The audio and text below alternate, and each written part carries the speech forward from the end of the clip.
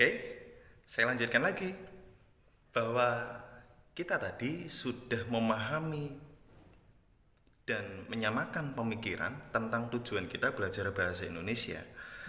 Bahwa tujuan kita adalah supaya kita mahir dan terampil dalam menyampaikan ide, gagasan, kritikan, saran, masukan, ya,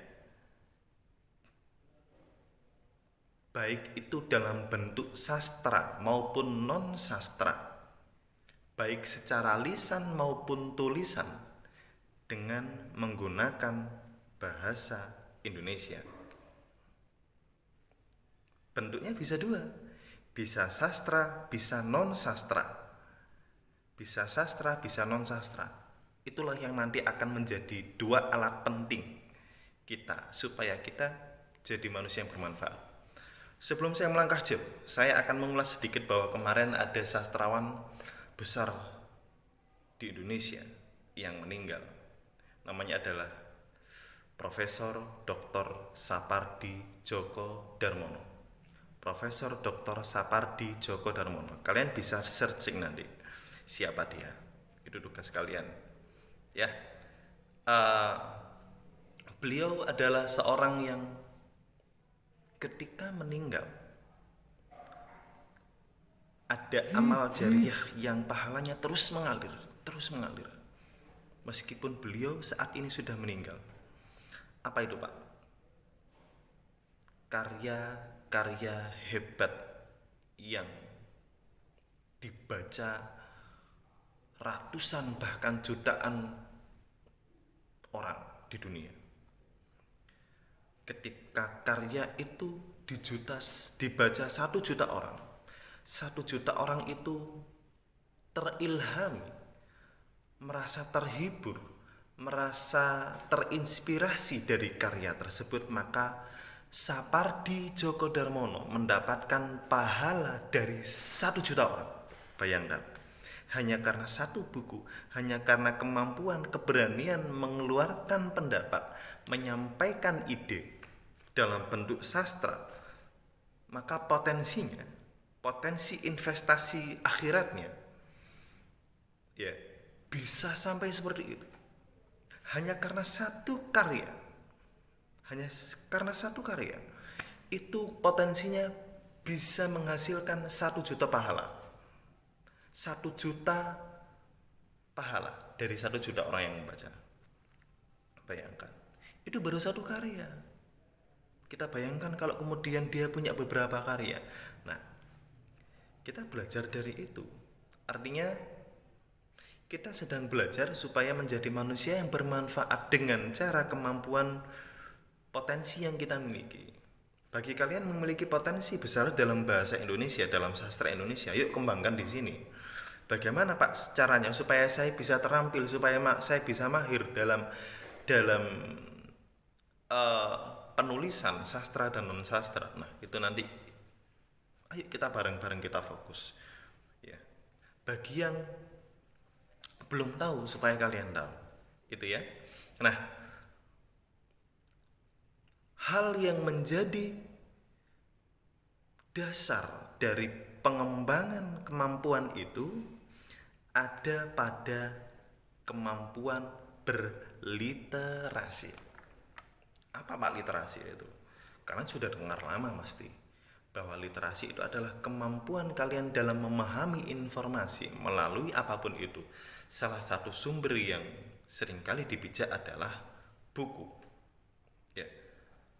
Maka artinya jika kita ingin memiliki kemampuan literasi yang bagus, maka kita harus mampu membaca, mengamati segala sesuatu yang itu menjadi daya tarik kita. Misal kalau kamu suka dengan sastra Indonesia, yuk baca novel, baca cerpen, prosa, dibaca, buku-buku yang lain dibaca.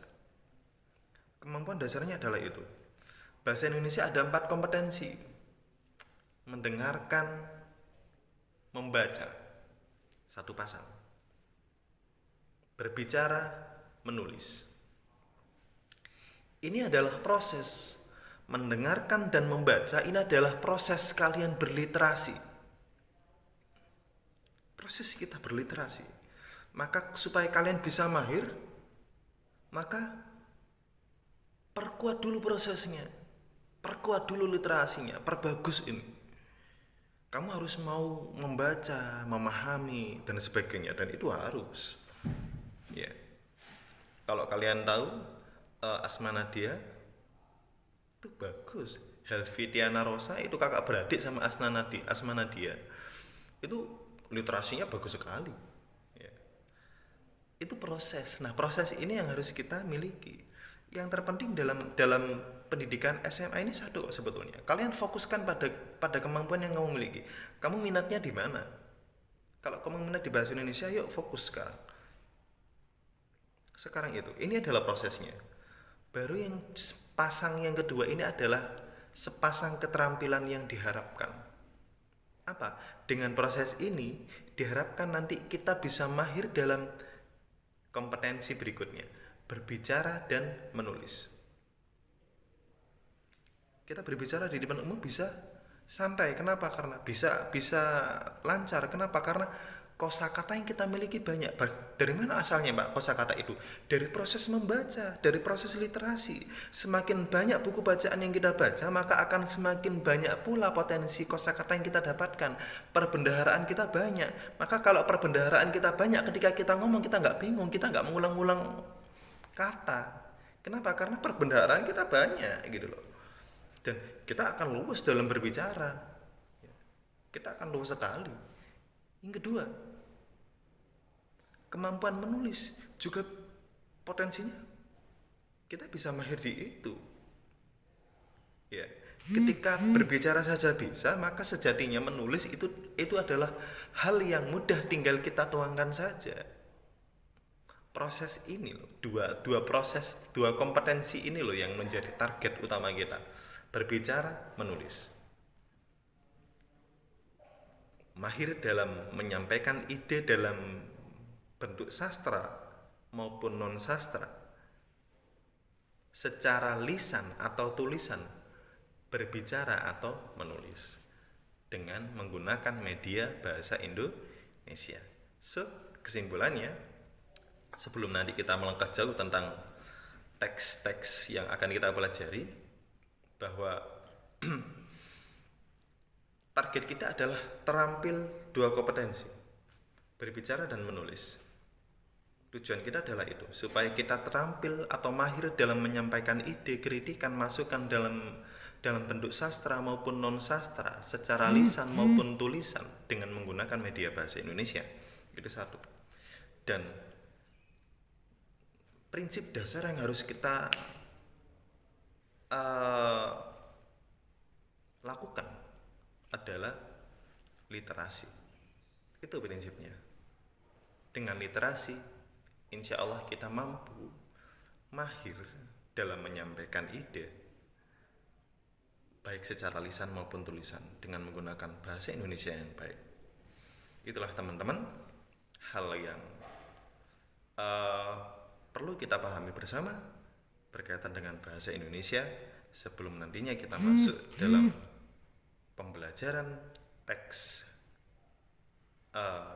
dalam pelajaran kita selanjutnya. Itu yang bisa saya sampaikan. Kurang lebihnya mohon maaf. Kalau ada pertanyaan bisa komen di WhatsApp atau di channel YouTube yang ada, ya, di channel YouTube saya. Sekian dari saya. Kurang lebihnya mohon maaf. Wassalamualaikum warahmatullahi wabarakatuh.